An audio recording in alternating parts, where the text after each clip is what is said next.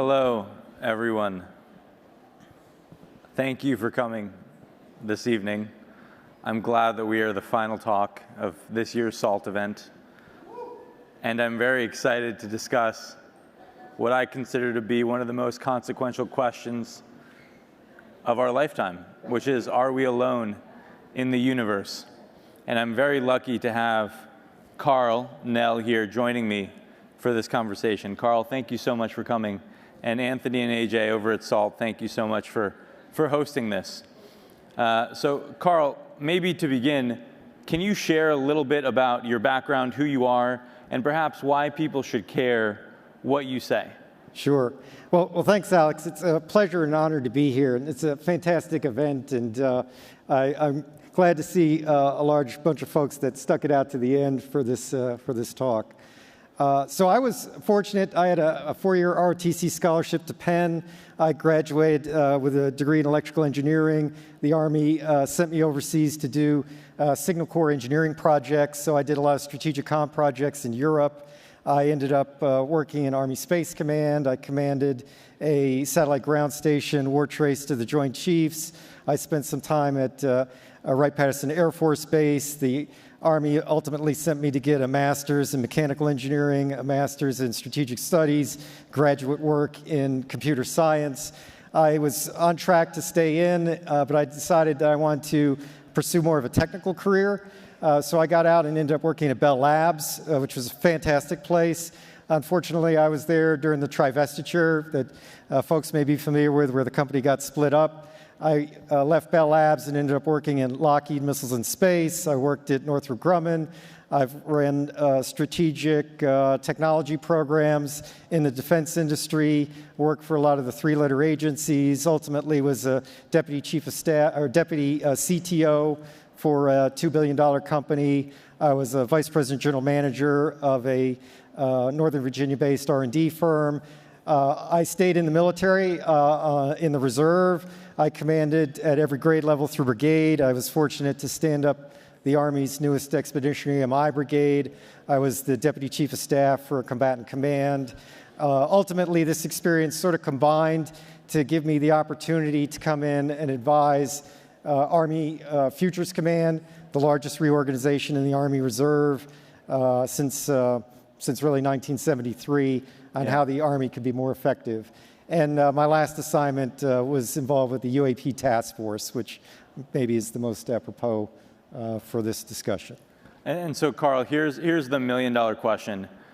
Do you believe that a higher form of non-human intelligence has visited this planet?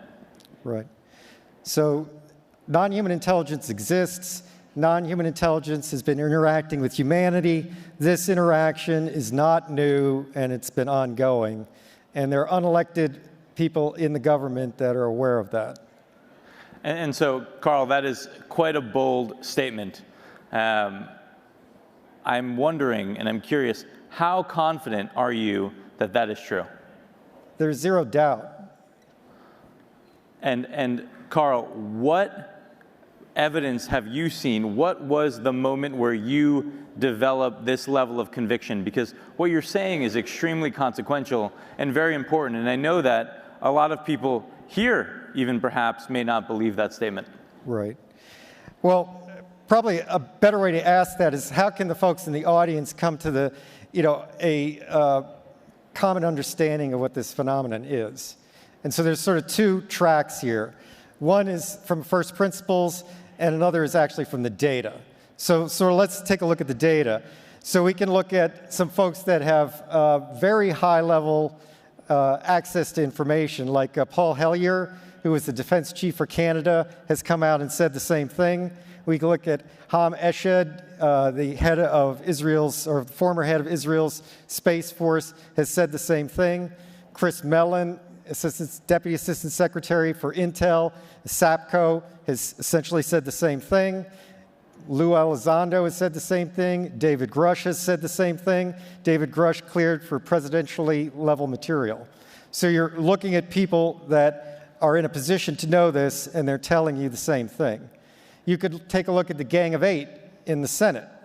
and in Congress. So there's 2 members of the Gang of 8, Marco Rubio and Senator Chuck Schumer, that signed up to the UAP disclosure amendment last year that basically said they're not being told the truth and we need to push forward on that. So that's sort of an overview of some of the data. From a first principles standpoint, what's so unusual about this realization? There's billions of stars in the galaxy. Life here evolved in 500 million years, which is basically a blink of an eye. We've found planets around every star that we've looked at. It's likely that the universe is full of life. If you look at the SETI program in particular, the SETI program has all the same assumptions that you would accept and probably make with respect to this topic, except that they believe that non-human intelligence is transmitting signals here. But at the same time, like, we're not transmitting signals. SETI doesn't transmit signals, and the only signals that are actually broadcast of high enough power into space for somebody to pick up come from broadcast television and ballistic missile early warning systems, which you could argue our technology is moving away from. We're going to satellite, we're going to fiber. Broadcast TV is a thing of the past.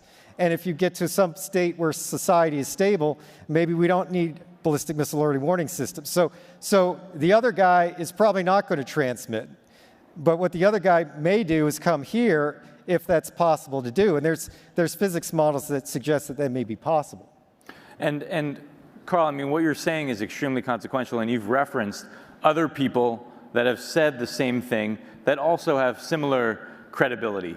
There's similar reasons for why we should believe many of these folks, yet the government itself has not formally disclosed. They've been very reluctant to do that. Why? Why do you think that is? So there's 6 basic reasons, and this, again, you could draw this out from first principles. There's a national security reason. There's the lack of a plan. There's the potential for societal disruption. There's the possibility that there's some non-public agreement. There's the potential for misdeeds and the desire to cover up misdeeds. And there's just the basic organizational intransigence and lack of priority that might be associated with the topic. So all these things are factors. The issue is that really the national security issue subsumes all the others. And so there's an opportunity maybe to contract the national security issue similarly to what was done with nuclear weapons and nuclear energy, such that nuclear energy is not necessarily classified and is available to the public. But lack of a plan and the potential for societal disruption are key ingredients that would prevent any responsible leader from coming forward with information that they don't have the means to address in a responsible way. It would be irresponsible to do that. Okay, so what you're saying is that you have absolute conviction that a higher form of non-human intelligence has visited this planet, that there are factions within our own government that know about this, yet we still don't have a plan, and they may represent a security issue. This may pose a threat to humans, yet you still believe that we should disclose. Is that right? Correct, right. So there's really 3 reasons that trump all those others. And those others are basically valid, like I said. So the first issue is the moral right. The government exists for and by the people. And so the nature of reality is fundamentally not government information. People have a right to know the world in which we live, and the pursuit of happiness requires that knowledge. So that's sort of the first kind of overarching philosophical foundation for this. But, you know, as a corollary to that, if there are misdeeds that were done, then they need to be remediated. If there's lack of proper oversight, which is suggested by some of the whistleblowers, that needs to be remediated. So the first issue is the moral issue. The second issue is being in a reactive mode is never preferable to being in a proactive mode. So reactive mode is basically trying to prevent disclosure. But failing that, you might get a situation where you have catastrophic disclosure that creates all the problems that you were trying to prevent. So a more balanced middle path of controlled disclosure is the best way to do this, which is, again, an argument for some amount of disclosure. And the third part is simply societal advance and global competitiveness. More brain trust needs to be brought into this topic in order to make progress and to improve society. And so all 3 of those things together trump the 6 other reasons for non-disclosure. And what do you think happens if we don't disclose? I know you mentioned this idea of catastrophic disclosure. Maybe disclosure may be forced upon us. How do you think about that? So the situation is usually thought of as a binary state. It's like an all or nothing. And people have sort of argued this. But anybody paying attention realizes the government has already indicated that unidentified anomalous phenomena are real, they're not ours, and they're not our adversaries. The Pentagon has said that. Like, for people that are paying attention, like, that shoe already dropped. So for a lot of people, they think that the second shoe to drop is, this is non-human intelligence, and maybe the conversation stops there. Like, the president comes out and says, there's non-human intelligence. The truth is that that will precipitate this crescendo of other questions that maybe the government's not ready to answer, that will court, if not precipitate, potential negative ramification for society. And so as an example of this, I would actually point to something from the ancient past, the Bronze Age collapse. So Eric Klein, Princeton University, 2015, wrote a very interesting book called 1177 BC, the year that civilization failed. And so this is well known to current scholarship. Within a single lifetime, all of the very effective ancient civilizations of the Bronze Age failed due to a confluence of reasons that are not necessarily fully understood today. So we're talking about Egypt, the Hittite Empire, the Minoan Empire, the Manasseh Empire, the Babylonian Empire. All these civilizations failed, never to return, other than, let's say, Egypt. And so these were highly sophisticated civilizations with highly developed infrastructures, highly developed administrative states. They were globalist, in a sense, very similar to today. In terms of the known world, the known Near East, they were economically interdependent. They had both diplomatic ties and commerce ties. And yet these civilizations failed in a single lifetime because of stressors that these civilizations collectively could not address within the time frame. And so if we look at our society today, one might argue that it's similarly fractured, similarly under economic stress, similarly under cultural stress as well, fractured and fragile diplomatic situation. It mirrors very much this scenario. Yeah. And so for a responsible decision maker, that is certainly a factor. And so I guess when you say that, are you implying that perhaps we as a society may not be ready for disclosure? Or are you saying that we may not be able to defend ourselves against this other force? So there's sort of different viewpoints on whether people are ready to deal with this phenomenon. And popular culture is kind of infused with this stuff. Roswell became a meme a long time ago. We got programs on ancient aliens, Skinwalker Ranch, all this stuff. I guess I would draw an analogy, though, for people that believe in a certain faith tradition, whatever that faith tradition is, and hold to that and subscribe to that in a very serious and devout way, and sort of pose the question, even for folks of that ilk, and I would count myself as one, if you're confronted with the reality of your religious belief system, like the reality of the metaphysical, an angel, a messenger from God, what have you, that's going to be a sea state change in your way of dealing with reality, right? Even though you already believe it, right? So it's one thing to believe and it's another to know. And I think in this context, this phenomena has the potential for an analogous effect both on the individual and on society. Yeah, but do you think that the phenomena, this non-human form of intelligence, represents a threat to humanity? So this is a good question too, and some of the other folks have sort of framed things in that light. And I guess I would suggest that if the universe is governed by conservation laws, and it's probably reasonable to assume the laws of nature that we understand apply everywhere. We may have incomplete understanding, undoubtedly we do, of these laws, but they're sort of homogeneous and they apply throughout the universe. And so those laws are governed by conservation rules. There's conserved quantities. And so this reality really forces a Darwinian-type competition in order to survive. And so it's reasonable to assume any other civilization that's evolved has come up through the same Darwinian evolutionary process. So I think it's naive to expect complete altruism until and unless you get to a state of post-scarcity, where you essentially have no physical needs that we're kind of encumbered with in this universe. And so in some sense, it's the economics of the future that are going to determine whether there's cooperation, competition, or some kind of symbiosis, and inform the intention. But to assume either malintent or complete altruism, I think, is somewhat naive. Yeah.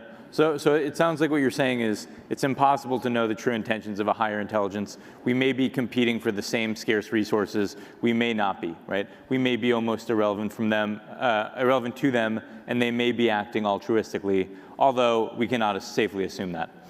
And so I guess I'm curious, if we continue down this disclosure path, do you believe that disclosure is inevitable? So again, people that sort of look at this topic and study it, and there have been some good examinations on this from a historical standpoint, have realized that, like, we're not in really a new state.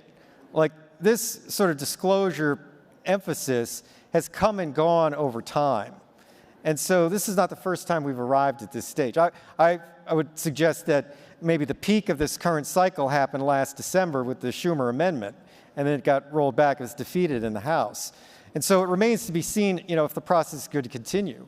One hopes and can maybe draw a little bit of confidence that maybe this will come around is the colloquy that Senator Schumer and Senator Rounds had back in December. After their amendment got killed, they basically went on the Senate floor and articulated their rationale for the legislation. And I think Senator Schumer, to quote him, almost said it was a travesty that this did not pass.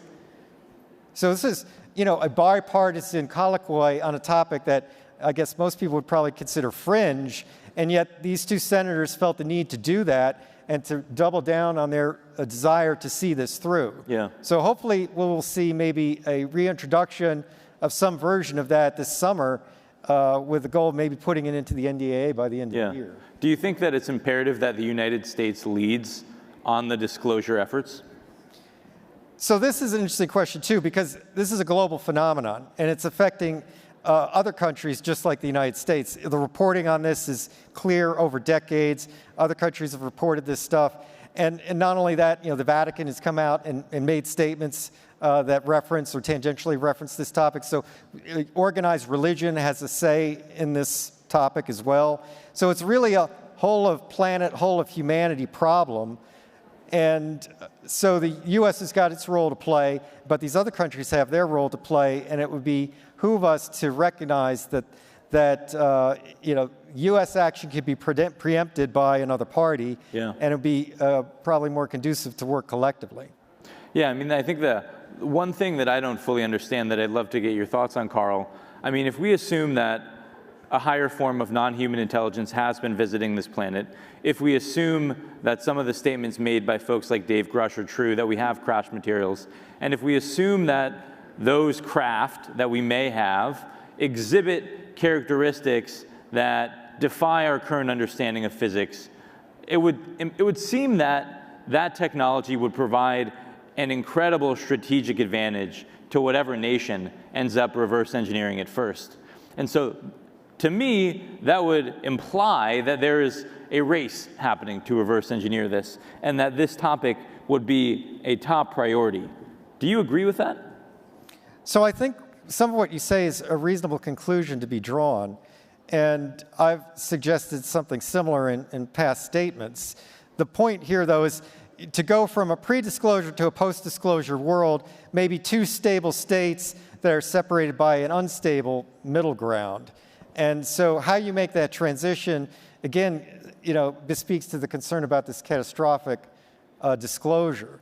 And this has come up in sort of arms regulation, too. Mutually assured destruction, however much we don't like it, is sort of a stable kind of geostrategic regime. The Reagan-era defense shield idea is also a very stable scenario, but to go from one to the other is very unstable. Yeah. And so this topic sort of mirrors that. Yeah, and I know you and I were talking earlier about this idea that in order to really understand the phenomena, it's likely that we have to further our understanding of reality itself. And I guess I'm wondering, I can imagine a future where we acknowledge and we know that there is a higher form of non-human intelligence, yet we still don't truly understand the phenomena. We still don't truly understand reality. And so I guess I'm wondering, do you think that we'll ever truly understand what's going on? Or if part of the game, part of the journey, part of life itself is operating in an environment where at least part of it is fundamentally unknowable to us? So it's a totally philosophical, epistemological question, right? Really about the nature of knowledge itself, right? Like, how can we know what we know, and how can we be sure about what we know? I guess personally, I subscribe to the idea that there is an ultimate truth, and that humanity, being created in the image of a higher power, is endowed with the quality to pursue an understanding of that. And so our part of our objective in this existence is to seek that out and try to understand that ultimate truth to a greater and greater degree. And this would be a component of that, obviously. Yeah. Well, Karl, I really appreciate you taking the time to chat with us today. I'm hopeful and optimistic that together maybe we can move the ball forward here and further our understanding of what is really going on, because I certainly agree with you. I think it is very consequential that we figure this out. So thank you again for coming. Thank you again to SALT for hosting us. And thank you all for listening. Bye. My pleasure. Thank you.